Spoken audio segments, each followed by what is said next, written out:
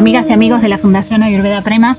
Hace un ratito hemos redondeado la charla del genoma Alom con el doctor Bushan Patwardhan. Ha sido una charla transformadora, inspiradora, y algo en lo que hemos coincidido todos quienes asistimos es esta alegría de que nuestros horizontes de esperanza se amplían, escuchando al doctor Patwardhan, quien tiene el honor de integrar ese cúmulo del 2% de los científicos que lideran la investigación en ciencia moderna, y cómo se ha tomado un tiempo tan generoso para transmitirnos esta unión entre la ciencia y la conciencia.